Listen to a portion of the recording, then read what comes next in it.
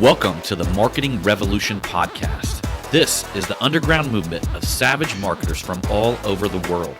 We are not Fortune 500 companies. We are real entrepreneurs with real businesses that have one major thing in mind: to set goals and devour them daily. Because we understand that everyone wants to eat, but only savage marketers are willing to do the hunt. Now let's get this revolution started. Hey, what's up, everybody? John Hiley here with the Marketing Revolution podcast and the Marketing Savage Facebook group, coming to you all with another live interview here on Thursday. And I got my boy, Richard Fergeson, in the house today.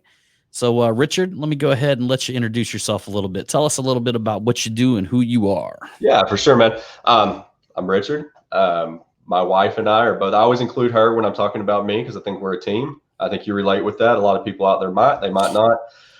We both have our own insurance agencies. That's our I'll call 9 to 5, even though it's a 24/7. We have our real estate investment company. We've got 28 single family residential rent homes. I'm trying to grow that and expand it as we go. And also we blog, and we've got a website called Live It Full. It's liveitfull.com. We're trying to grow that as influencing and kind of sharing our message and our story. We've got 3 kids, one on the way. And when I mean one on the way, like I may get a call while we're here saying she's in labor. So we should have a baby in the next at least 7 days, no later than 7 days from now. And we're pretty active in our church and in our communities. So what else you want to know about it? Yeah, man. So cool. So you actually said you and your wife both own an insurance agency. She has her own deal separate from me. Yeah. So many of the audience members, I've always got the question about, how I function in a working environment with my wife. And with both of you guys both owning insurance companies, I mean, how does that work? How does that dynamic work between you guys? A lot of people can't work with their spouse. She actually worked with me for several years up at my agency. I'm careful to say with me. She didn't work for me, basically because I didn't pay her anyways. She's the best employee I ever had ROI wise because she was bought in. We always work together well. I think a lot of times people come home and women want to talk about their issues and men don't. So I think when she understood what I went through every day, we quit having those conversations at night because she was there about business anyways. And so I think we had a really good understanding. We've always worked well together. We make it work better than probably most people do, because you don't have to have those conversations about what's going wrong, what's going right at the end of the day sometimes, because but it's not for everybody. I mean, I know people who say immediately they'd get divorced, but I think some of our best times that we've had were when we're side by side up here. She's just so good at it. She went and did her own thing, and she's got her own agency about 30 miles from here. And it's done very well with it. And so it's a good team. I know people in the beginning were always thinking that I was going to be running it and just had her name on it, but that is 100% not the case. We do things differently, which I think is an awesome dynamic. I'm a salesperson. I'm the marketer. She's the manager, which is part of why it worked out well at my office, because we have a yin and yang. I'm the spender. She's the saver. It's that dynamic that I think that make marriages work well. But she manages salespeople really well. Whereas I probably manage people not as well, but I can just step in and sell when I need to. And so it's been a good dynamic, because I'll do sales trainings with her team, and then she'll do some of the managing side on stuff that I need. So it's a good dynamic. She's not what you would consider a normal salesperson. She doesn't have that she's not a little tweaked like the rest of us, but she knows how to manage people. And so it's a good dynamic. Yeah. As entrepreneurs, we always get caught in this situation where we try to fill like 3 different roles in our business. And you've got the entrepreneur at the very top, and then you've got a manager, and then you've also got the technician. And a lot of times problems that people will arise in your business because you can't let go of one of them roles. There's, next thing you know, the entrepreneur who wants to grow and just make things happen, that personality begins to come in conflict with the manager inside of us who wants stability and to make sure we don't get too overwhelmed. And then that begins coming in conflict with the technician who is literally just day by day wanting to do busy work, like literally wanting to their mind to alleviate from anything complicating and sit down and just actually do busy work. So a lot of struggle that I feel that a lot of businesses go through is the owner trying to fill all three of them roles. And in a sense, it's almost like having it's like having a personality disorder, Yep. or multiple personalities, and that are always coming in conflict with each other. Yeah, I think that's straight E-Myth. I know you've probably read that book, or you wouldn't be yes, some of course, yeah, technicians. I think we all run into that. Are you working on your business or in your business? I've found that when you call busy work for a technician, that's me getting on the phone and trying to sell and doing things that I probably shouldn't be doing in my role anymore. But that's my comfort zone. Sometimes I have to get out of that. It's a blend though. I think that sometimes you have to, my skill set obviously is in sales. So if I'm not selling, I should be training sales. I should be teaching others how to do that, because that's where my gift or my skill set's going to lie. But it's hard to give that up sometimes. And when things don't go right, what do? We jump into that technician role and we get on the phones and we try to do it ourselves, when in reality, you can't always do that. Yeah. You can't always make those things happen immediately. And I know that when I'm most successful, I'm working on my business and not in it. But my comfort zone is in my business. And so I have to be very careful to not jump back into things that I shouldn't be doing. And giving up control of some of those things. Yeah. It's so funny that you mentioned the E-Myth, because I knew about this before I'd even read the E-Myth, and it was from basic business understanding. So what I believe is, I believe a lot of business owners get into business and they don't understand the fundamentals, like an organizational chart. And so it doesn't take very much to figure out the conflict that you're going to come into if you actually just take the time at the beginning when you start your business, develop an organizational chart. And that's as simple as, putting your role at the top, putting a management role in the middle, and then technician roles underneath that, and then key responsibilities under that. But one of the very first things that I did, Richard, when I got into business, I created an organizational chart, and I actually highlighted in purple everything that I did. And it was I realized very quickly that I pretty much did every single type of task that was in my business, and I would rotate it with certain employees. Yeah. And it wasn't until later that I realized that that the way the E-Myth actually broke it down, with the personalities coming into conflict with each other, that it was basically just making sure that I had my organizational chart set up correctly, and that the right people were in the damn right positions actually doing their job. Yep. And that's cool that you just mentioned your wife, because, one of the things I recommend when people get into partnerships, and that is specifically, business partnerships, or even in the fact when they're hiring people, is that you ideally want to look for somebody that has the opposite qualities of you. So you're saying you're more on the sales end that, I want to say probably, I don't know what you would call that personality type, but I know your personality type, man. You know what I mean? You're out there talking to your neighbors all the time, and, you're mowing the grass and seeing what Joe's doing over there, and probably 4 hours later, you probably didn't even mow the grass, and you're having a beer with Joe and having a good old time and grilling out later in the day. And your wife's over there going, "What is he doing? I'm trying to get everything ready. I'm trying to keep everything in order around here."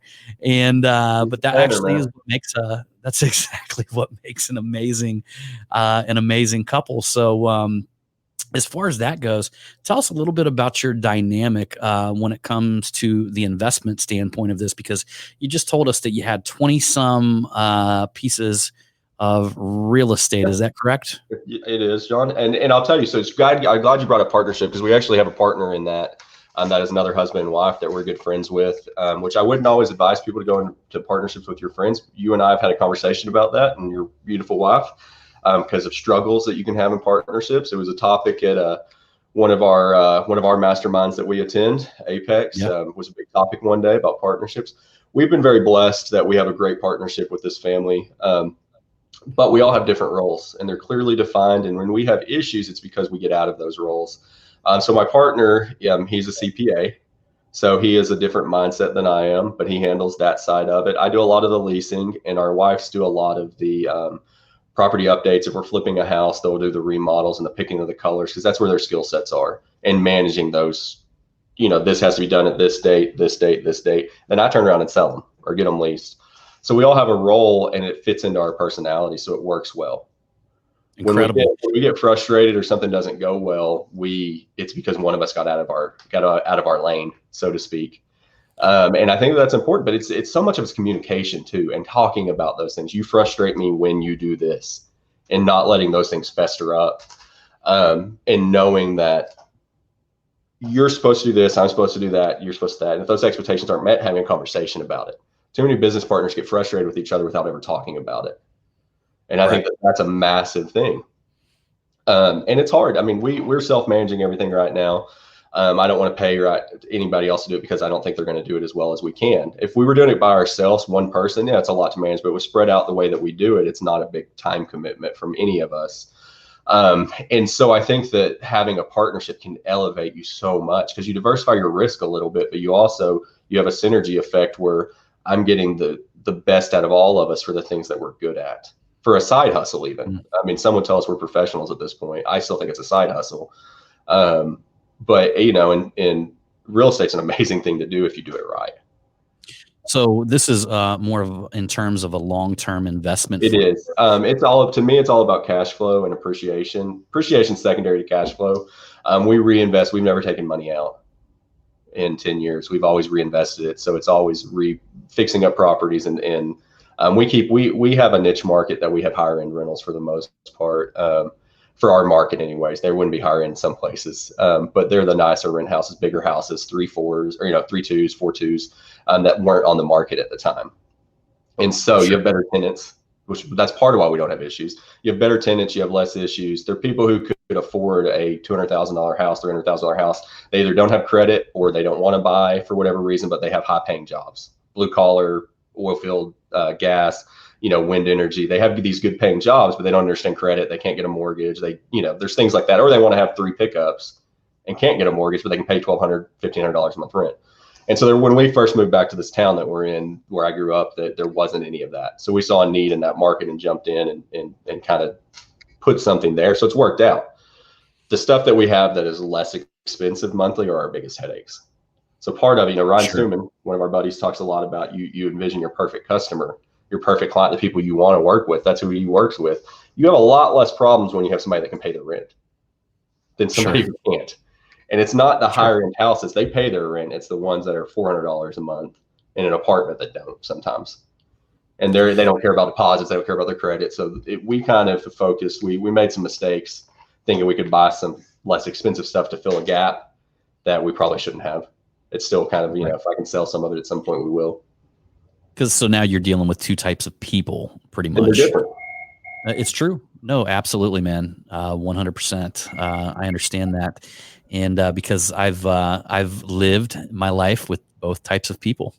And, not to mention that the people that are probably paying less, much less in rent, are living paycheck to paycheck. Sure. And what I found is, because I grew up with folks that, live paycheck to paycheck, but they live problem to problem. And there are so many problems occurring in these folks' lives that it's just insane. It's one thing after the next. And I know, because I still have family that deal with that aspect. 100%. And you try to help them, but you realize that it doesn't matter what you do. It doesn't matter, because there's going to be 10 problems that are literally going to accumulate on top of, once one problem's fixed, there's going to be 5 problems that appear. And so what would you suggest for somebody out there, for some of the people out there that would like to get involved in investing in real estate like you do? I mean, what type of what steps would you encourage they take? For me, I think there's a couple fundamental books you need to read. I think that Rich Dad Poor Dad is the first book we read that got us going. I think probably a lot of people in this group have read that book. It's one that I reread every couple of years because I think it's important to stay fresh on it. That, and then there's a couple other books that he's put out through his series. Ken McElroy's Advanced Guide to Real Estate Investing is really good. There's another book called 2 Years to a Million. Can't remember who the author is on it, but I can get it for y'all later. It's, we leverage it. We're not paying cash. We're doing 80% loans, 85, because it's about cash flow. Somebody else is paying it down. Interest rates are still low. Even if you're at 5%, that's still a low rate. relatively to what it could have been 20 years ago. And you're getting decent market appreciation. Our markets are going to have a ton of appreciation up or down. We don't see swings when there's booms or busts in the normal cycles, just because it's pretty steady. But we don't have a lot of inventory here, so it changes it. You have to know your market. I think you're in Sweetwater, Texas, right? Yeah, I'm in a small market, 16,000 in the county. We're probably one of the bigger landlords here as far as number of units. It works well for us. The same concepts may not work in Phoenix or Dallas because you're going to have to pay so much more for a property. So I would say know your market.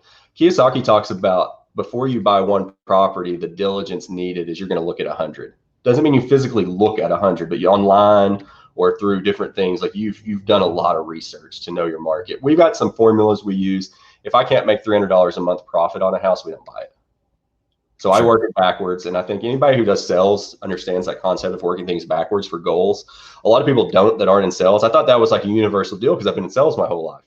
If I want to sell this, I got to do this many outbound calls or this many things. Well, I work it backwards. When I look at a house, I don't look at what it's costing to buy necessarily. I look at what rent can I get. I back out my principal and interest, my repair allowance, my taxes and insurance, and then can I make $300 a month profit? Sure. If I can't, I can tell you what I could pay for the house based on that. So the house is worth a certain amount to me based on that number. Mm-hmm.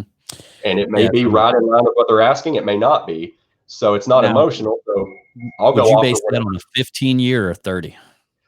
Usually 20. Oh, 20 year? Okay. For it. And that's usually what most banks, I'm big on using community banks, local banks, where you know the ownership potentially even, because they have a little bit more flexibility in what they do with some of the regulations. If their asset size is under 100 million, they have a lot more flexibility in what they do.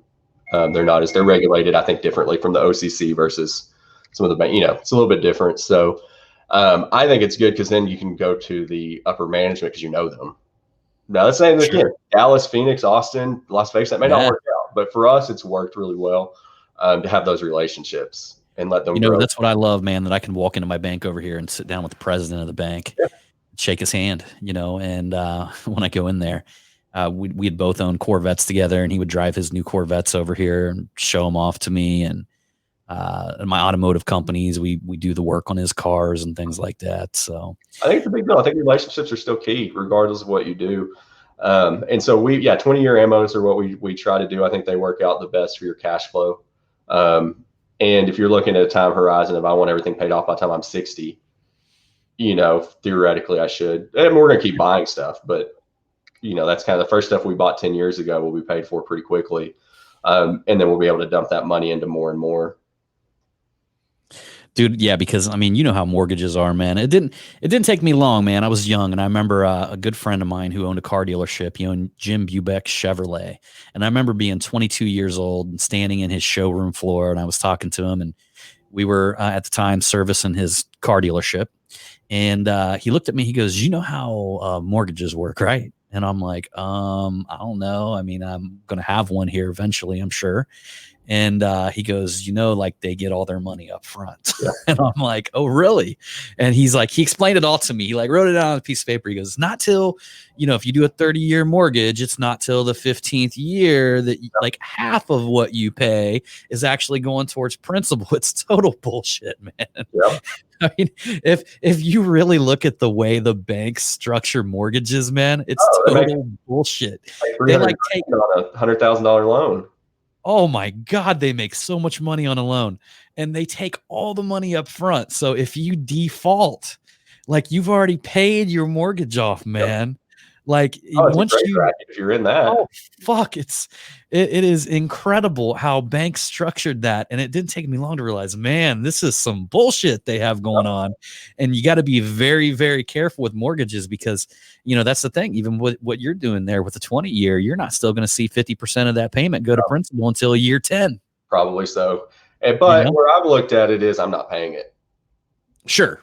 Somebody else is. And so it's part of that. We could do 15-year, but the cash flow is not as good. And so when I'm looking at cash flow, if you listen to Robert Kiyosaki and some of his teachings, or even in Rich Dad Poor Dad or Cash Flow Quadrant, he talks about, how many times would you do the deal that you make $200 a month profit? Every time. how many times would you do the deal where you lose $200 a month? Some people go into real estate investing and they look at the long-term appreciation and some other things, and they don't care about cash flow and they lose money monthly. I really don't want to be paying on something that's supposed to be making me money. So I won't do deals like that. Now, some markets you might have to, but then that's where you have to put down more. You can't leverage 80% of it. You may only be able to leverage 50. You still need a cash flow. Sure. Is my opinion on it. Cash is king. Cash flow is king. I want, the average millionaire has 7 streams of income is what I've always been told. I want 14 streams of income before all is said and done. Because to me, my investing philosophy is income. And it's something I've always talked about. I don't care if I had $10 million in the bank and I was afraid to spend it because I thought I was going to run out. Guess what? I'm not happy. But if I had $500,000 a year coming in guaranteed based on my investments that I made, when I'm 60, guarantee I'm going to have a damn good time every day because I know it's coming in. And so to me, that's just something people understand that make money. You know what I mean? That money is just like water. I mean, if it just sits there, it stays stagnant. And it by default, you're actually losing money over time just by inflation. Yeah, when you have a fiat currency, you are. I don't like sitting on much cash. I've got enough. My philosophy is you keep 6 months worth of living expenses put up that you don't touch. Whether it's a money market or a CD or something. Sometimes you have to make it hard to get to. So when something happens, you have to think about it. It's not one of those easy access, but I mean, 6 months worth of income, keep that put up, and that's it. Everything else should be invested. It's pay off high interest credit cards first for any of you guys out there listening. Yeah. Any high interest credit cards, kill them bitches first, and then we do the whole. I do the whole Apex thing since I've been involved in Apex, the 70-30. That's what I was going to say. 70-20-10 is another way to look at it. With I've always been big on 10% charity. A lot goes to our church. If there's another book out there, I have it somewhere on my desk somewhere. Profit First is Michael Michalowicz, I believe. Michalowicz? Yeah. I do know Michael. I interviewed Michael. We had a podcast back in the day called the John and Tom podcast. Yeah. And when he was launching Profit First, like he was literally in the middle of his launch and we're getting ready to turn on the podcast and we sent him his link and everything. He's fucking doesn't show up.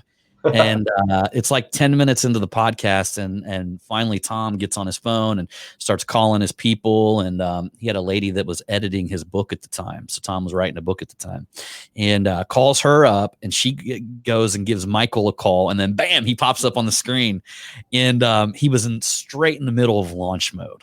Like he was pacing back and forth in his I don't know whether it was a house or an apartment at the time. Yeah. And but it's still out there. It's actually the John and Tom podcast. We interviewed Michael Michalowicz, and he was just talking exactly about that, the whole Profit First. And I always called that from the richest man in Babylon. That's the whole principle of paying yourself first. It is. And I will tell you, that changed my business life so much probably 2 years ago when I read that book. We went from, I don't want to say paycheck to paycheck, but you could spend everything. It didn't matter how much you made. You could spend it all pretty easily. Especially when you're paying payroll and taxes and those kind of things, and you're growing. My thing is where I made mistakes a couple years ago or throughout my career was thinking that all I've got to do is grow my top line number.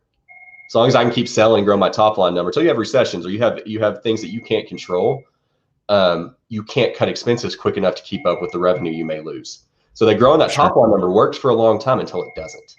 And I think that was the big deal with what he was trying to say in there is you've got to be prepared for that. And we get in this mindset that bigger is better and the supersize me and like, oh, I want $1 million in revenue. But what's better to make $1 million in revenue and you take home 200,000 or make 500,000 and you take home 300,000? Yeah. I'll take 300,000 all day versus a million. And it's easier to manage. So I went from having 5 or 6 employees to 2 to 3 because I realized that I had more efficiency in that. And more control, and less expenses, and I can manage it better. And I've been happier. But yeah, I mean, I do something that's a little bit different from Profit First. It's not different from Profit First. I set up my numbers a little bit differently, but we pay ourselves 30%. 40% goes to employees, payroll. 10% goes into a profit account. So that puts us at 83%. 7% goes to income tax account. 3% goes to 3% of my 30s, 10%. So that goes to my charitable donation straight to like our church. and then 10% for everything else, like our other expenses, and so once we structured that, man, that's crazy. All of a sudden you're going from paycheck to paycheck, and you've got 600,000-700,000 a year in revenue, and you've got 70 grand sitting in a checking account after a year because you learned how to live without it. It's crazy how things happen. And, and the truth is you probably didn't even feel it. No, it probably didn't even make a difference in your life. My wife, she was like, well, what happens? I need to spend more than that. I'm in growth mode. I said, okay, let's talk about that. Because his big deal was, if you can't make the numbers work at like your total expenses being 50%, let's say, say 40% for payroll, 10% for everything else, or 10% for marketing, 40% for everything else, say 30% is payroll. If you can't live within that, you're spending too much. And that's the big deal that I got out of there was if you can't make those numbers work, math's math, you're spending too much. So where can we cut? And you don't just want to throw money at things. You know what I mean? You just don't want to throw money at a problem. Well, you're marketing sometimes with no ROI or no way to track it. So I really changed my mindset on that. There were years I spent 18% of my revenue on marketing with no different ROI to show than the years I spent 5%, because it's targeted. It goes back to kind of, this year I've worked hard on building my machine, is what we'll call it. The Apex kind of mindset of building an online presence that's bigger than anything else. I don't spend money on any printed advertising anymore. I don't do any of that stuff. I really don't spend money on. Only thing I spend money on is straight lead generation, because that's where the money is. Being on a billboard, being in the paper, being, these different things, they don't work. If it doesn't get them to a landing page where I can get info or give them a quote for whatever service I'm providing or getting them a rent house, it doesn't matter. Yeah. Top of mind, I understand that concept. You want to be top of mind when people are making buying decisions. It's a lot better when you can be top of mind and you give them a phone call or an email or a text. You want to hear something? I think that spending money on some of that stuff is antiquated at this point. You want to hear something funny, man? We were, so this year we got on, I think it's called blip.com. It's, they actually have billboards all over the country. And my boy Waspy ends up hooking up a billboard with me and him on it. And I mean, it was more of along the lines of just me and Waspy standing there. You know what I mean? Yeah. And we would just flash up on this billboard, and he had us playing in downtown Dayton for like a couple months. And what people didn't realize, like, we really kept it on the low because like it got dirt cheap. They do it based on impressions. Like it got to the point where Waspy was spending like $10 a day, and me and him was up there on this fucking giant billboard for like half a day. I mean, it was incredibly cheap there for a while when COVID hit, because everybody pulled their advertisement revenue. It's kind of the same thing that dropped with Facebook. I actually had people like messaging me, texting me, congratulating me for being on the side of a billboard on Dayton and down in Dayton here. And so I mean, I have billboards too. So don't get me. There's been around here that they got to the point where they're like, oh, we'll pay for your vinyl. We need a 3-year contract, $100 a month, and it's lit. I'm like, you're losing money on this. So yeah, but we'd rather lose money than have an empty billboard. And so there's been times about that before, people paying, paying you to use their your billboard. ROI on that is you can't measure it, but you're going to get something, but you're spending so little. The only thing you could measure your ROI on that is if you had a dedicated. If you had like a dedicated phone number, or if you had like some sort of text message thing going where they could text a certain number, maybe receive a coupon or something to that nature, that would be about the only way that you could track an ROI on a billboard or anything. I think we'll get those numbers for that, that redirect, and so that you do know. My only ever thought, I always had an issue with thinking on the ghost number side. Always worried me, because are you putting out numbers out there that aren't going to be the main number to associate with your business? Probably not. That may be in my head. You know what I mean? But because then are they going to call that number forever and throw off your numbers? Yeah, you know what I mean? It's the only way you can track your ROI on a billboard, though. Right. And I have a friend that sells them, so she tells me all the time how great they are. But of course, she sells them. Yeah, of course. But it's funny you mentioned Facebook. Facebook this year has been weird. On our Live It Full side, where I'm just trying to influence, and I'm not selling anything right now. I'm developing a coaching program, writing my book, trying to get people. Help people live a life that is full and not busy, not, productive, not just like that busy side we talk about. And it's crazy how the impressions have gone down without paid advertising. Facebook's throttling us because they want you to spend money on ads. Because I think a lot of the big dogs who were spending a lot of money quit spending money this year. Yeah. And so they got threatened. And that's anecdotal. I don't have the quantitative numbers on it, but I mean, it's a big difference when you're getting a couple thousand impressions on a post and now you're getting 200. Same Yeah. audience. The audience is bigger, actually. Well, I mean, they literally got threatened, Facebook did, by a lot of the big players, basically saying, if you don't allow us to censor the fucking audience, then we're going to pull our ad spend. Yeah. Because anytime like a big company, a big corporation like Coca-Cola or McDonald's or something like that would run an ad on Facebook, they would just get, so many bad comments. I mean, all the vegans would just come out of everywhere, and I mean, come out of every corner of the universe, and get on the McDonald's Facebook post, and talk all kinds of shit. And that was something that was upsetting to a lot of the big corporations. They even had like a blackout where they stopped paying them 1 month or something like that. A lot of them just completely pulled out. I think they've changed that now, because they actually do.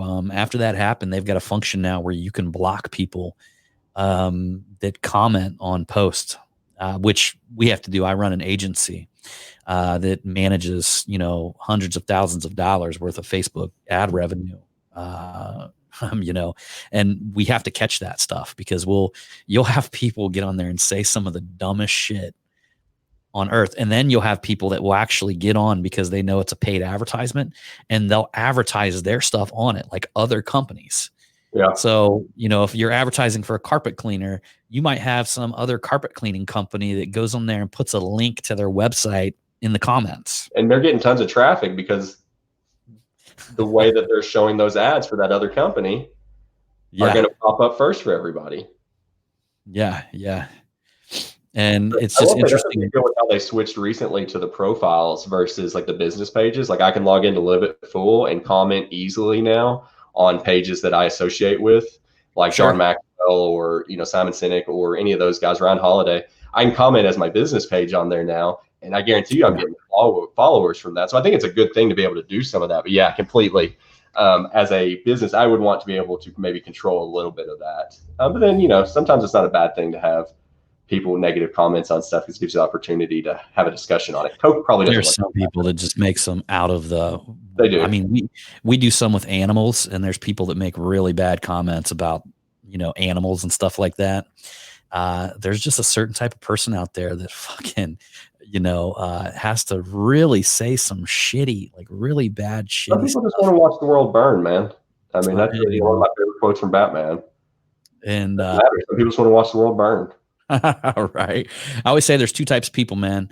There's the type of person that literally wants to work hard to build the biggest city or the biggest building in the city, and wants to, show up every day early and work late and just work hard and build this, like, this empire, the biggest building in the city. And then there's the person that just wants to tear every single building around them until they're the last building standing. Yeah. That's their whole goal, day in and day out. They just go out looking to tear other buildings down. Well, I think they'll be able to build theirs. They're 2-story buildings, the tallest when you tear everybody else down, right? Yeah, right. And right. So yeah. That's not a long-term strategy that works. It's definitely not a long-term strategy that works. And ideally, I mean, as well as I do, that there's something internally inside them people. There's something wrong. You know what I mean? There's something they're associating their hate with. There's a reason why they're, there's another reason why they're bringing that hate into the world. Yep. So there's always some deeper issue. 100%, bro. But that being said, is there anything else you'd like to tell us, Richard? Man, if y'all want to, go check out our website. We're going through some updates, doing some different things, but it's liveitfull.com. Follow us on Instagram and Facebook. We're trying to, my goal with what we're doing is giving back. We travel a lot. We've got, like I said, 3 kids, 1 on the way. We've never let them slow us down. We've never looked at children as a hindrance. Like our families we're building empires for them. And so what we try to do is show people that you can live an entrepreneur life, and it be different, be family driven, and you still do those things. This is one of the best years I think we've ever had. And amongst the COVID deal, we've traveled a lot. Now, not a lot of air travel this year, but we've driven 10,000 miles probably across the country doing different things with our kids, and still doing the things that we want to do, albeit a little differently this year. But we just want to share the message with that you can live a life that you want to, but you just have to be intentional with it. And that's one thing we talk a lot about, like with the kids and with our followers, about is intentionality. I have a goal to visit all 50 states by the time I'm 40. So I've got about 3 years to hit out at about half of them now. But if I'm not intentional in that, it'll never happen. We talk about bucket lists. We talk about I want to do these things. Well, they're all just pie in the sky bullshit until you put a plan together on paper. And so I can say I want to visit all 50 states, but if I don't have it outlined for the next 3 years, like when we're going and how we're going to get there and what we're doing, it won't happen. And so to me, that's a big part of it, is learning how to live intentionally, because we're not taught that. We're taught to be reactive versus proactive. Yeah. And so that's a lot about what the book's going to be about, trying to drop it hopefully into the first quarter. And, get people in some coaching programs, similar stuff that you're doing, but help them live their life to the fullest. I see this brand. I don't know where that brand's going to go. We've talked about that some. I just see it as to me, it's about helping people learn how to live through our mistakes and through what we've done that's worked, and that life's going to throw you curveballs, but you just got to learn how to hit them. Yeah, we're all going to get lifed. You know what I mean? Yeah. We're all going to get lifed. I always look at us like we're them. You ever remember, how old are you, Richard? 37. 37. Okay, so you remember them little things like our grandmas used to be able to tip over. They had like a big butt on the bottom, and they would fall over and just pop right back up. Yeah. We're all going to get lifed. But the thing is, though, people like us, we pop right back up. Yeah, like you can hit us. Life throws you a curve. Well, shit, you got to learn how to hit a curveball.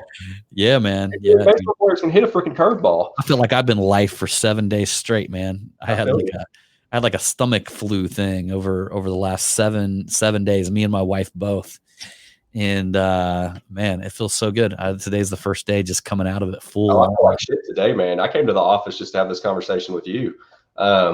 Yeah. I got to film about it yesterday. That's the difference between, that's one thing I'll leave y'all with, you marketing savages, is if you want to be great, we've all read Good to Great. And if you haven't, get off your fucking ass and read Good to Great. But you want to know the difference between good and great. Good is there's a lot of people out there, and I guarantee you a lot of people in this group, you've been good your entire life off of talent. You've been able to beat people, be the best in sales, do certain things based on talent. But you're not great. You're good. The difference between good and great, people who are good do it when they feel like it. People that are great fucking get up and do it every day. They work their plan regardless of how they feel. Whether it's sick, whether it's upset, whether it's I'm in love, I'm in hate, I'm going through a divorce, I'm getting married, I've got a kid coming. It doesn't matter. Work your plan. Mm-hmm. And if you don't have a plan, you'll never be great. But I'm telling you, that's the fundamental difference I've found out, is the people who are good. And there's a lot of us out there. I was that way for a long time. I beat people off of talent. It's not cocky. It is what it is. I knew that I was better. But I'll never be great just showing up when I feel like it. No. So that's the difference I've come up with the last 6 months, is people like Ryan Stewman, who's a friend of ours. Ryan shows up every day, and I hear him say that. He goes, I don't care how you feel. You burned out? Good. Show up and work your plan. Are there going to be days you're off a little? Absolutely. There's going to be things that creep in there, but if you can win more days than you lose, you're going to be successful. But you got to show up every day, whether you feel like it or not. Whether your kid pissed on your leg that morning or whatever it is, you can't let anything else affect your plan. Yeah. It's the difference, man. Well, as an entrepreneur, we were talking about this on a previous podcast. We're going to have highs and lows. And the only way to mitigate the lows and to maximize the highs is to just make sure that each and every day you're going to continue to show up. You're going to continue to doing the things that you need to do each and every day. And, I'm doing 75 hard right now, which is the phase 1. Mm-hmm. And that's what Andy Frisella talks about with the 8 tasks per day, is just that. You know what I mean? If you set that you have this many things that you got to do per day, even when you're having a bad time, when you got a stomach flu, or when you're not feeling great, regardless, if you get them tasks done, I don't care if you got to wake up at the ass crack of dawn and get them done by 10 a.m. and then go crash your ass on the couch or something, but you're literally mitigating the amount of time that you'd be wasting, and you're doing something every day, and you're moving closer towards your goals every day. And it's literally not a race. Everybody thinks they're going to get something right now. It's a marathon. I talk about this, y'all. Well, anybody can sprint for a while. Yeah. But how fast do people run marathons? People run That's marathons thinking. faster than I can run 1 mile. Let's be honest. You know what I mean as far as their pace. But it's a sprint. You can, I put up a quote the other day. I think I shared it with Apex too. Anybody can drink peanut butter through a straw for a year. It's people that can continually do what we do for the long term that are successful. And people burn out because they don't know how to do it. You can sprint for a long time until you can't. And so you're right. It's not we sometimes as entrepreneurs, we get in this mindset that I've got these defined times that I have to do things, or these defined hours that I need to be at the office. When reality is, I always tell people I'm never scheduled, but I'm always working. So that could be I'm taking time with my family and I'm, in Montana or somewhere for 2 weeks. I'm still going to be working. Maybe after the kids go to bed from 9 to midnight, but I'm still going to get things done. We always use the excuse, I don't have enough time, or I can't work out because I've got to be here or there. You can make your own freaking schedule when you're self-employed. Figure it out. And that's hard. I think we get in this mindset because we're trained that way. We're trained to think of jobs as 9 to 5 or whatever they are, when reality is we're busting till 24/7, just different. But so I just figured out that my team gets more done when I'm not here. So 100%. I learned that I'm a distraction. That's self-awareness, man. Learning those things are big deals. Yeah, man. Yeah, I will not set my own appointments. And I need, if I want to be meeting with people every day, at least 1 or 2 a day, I can't set my own appointments because guess what? I won't get it done because I got too many other things to do. But if I hire somebody to do it, it gets done. Yeah. That's self-awareness, knowing that I won't. Some people can do it. Yep. I know that I won't, and it's taking a long time for me to figure some of those things out, but it is what it is. All right, big dog. I think that's a wrap right there, brother. Good, man. Good stuff. It's always great talking to you, brother. Yeah. We'll get together soon. See you in January, maybe. Depends when I have a baby. Yes. Yeah, man. Yeah, man. Have that baby soon, man. Get that baby out and cleaned up and back home before you come out in January, man. We will, man. Definitely before then. I'm kind of hoping today or tomorrow and just get it done for Christmas, but we'll see if she decides to come or not. Oh, I know, man. A Christmas baby. That's going to be so hard to buy birthday gifts and Christmas I'm sure. Same time, man. My oldest is a Valentine's baby, and I've always told her she's going to get hosed on her birthday by some man someday. She's right. That like just doubles up. Right. Yeah. All right. I appreciate you having me on. Love all the marketing savages. Love what you're doing, John. If I can ever help you with anything, feel free to reach out. All right, brother. We'll go ahead and bounce out of here. And everybody, I appreciate it. And as usual, we're going to see you on the next one.